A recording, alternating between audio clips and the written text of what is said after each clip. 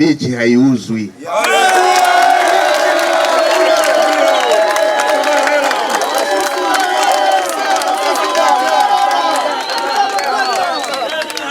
Kwa hiyo bichi haiuzwi.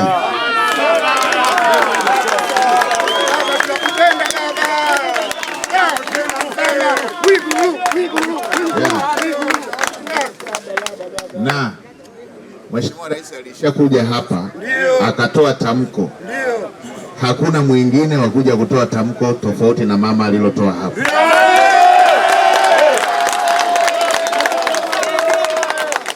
Kwa lile tamko alilotoa Mheshimiwa Rais hapa Daktari Samia Suluhu Hassan, ndio hilo hilo sisi tunalosimamia hapa. Hapauzi,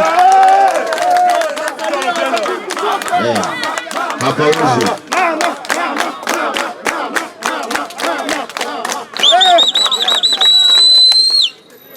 Kwa hiyo kwa kuwa hata afisa biashara amesema inawezekana ilikuwa ni tafasiri, ni masuala ya tafasiri ama ya kutokuelewana ama ya kuteleza katika mawasiliano, tuende na tamko la serikali ambalo alitoa Mheshimiwa Rais yeye mwenyewe kwamba hapa ni kwa ajili ya vijana wetu.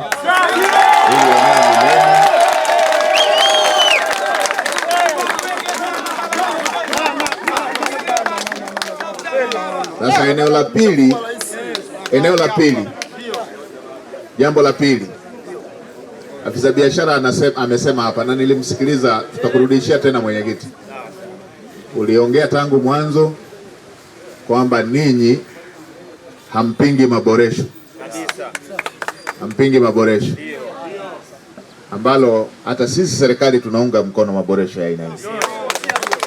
Na mimi nitawasihi tena, nitaendelea kuwasihi, wala msipinge maboresho, kwa sababu unapokuja ugeni mkubwa kama huo mnatakiwa muatamanishe. Ndio biashara yenyewe hiyo, si ndio hivyo?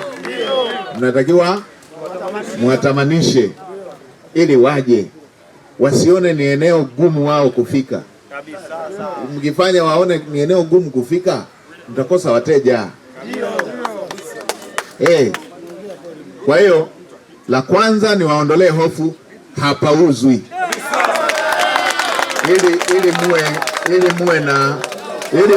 ili muwe na uhuru huo wa kuunga mkono maboresho hayo. Eneo haliuzwi.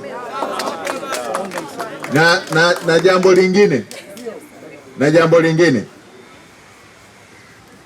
lingine, wala hakuna mwekezaji anakuja hapa. Wawekezaji ni nyewe wenyewe.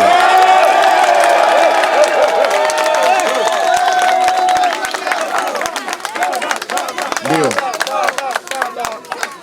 wala hakuna mwekezaji anakuja, wawekezaji ni nyewe wenyewe.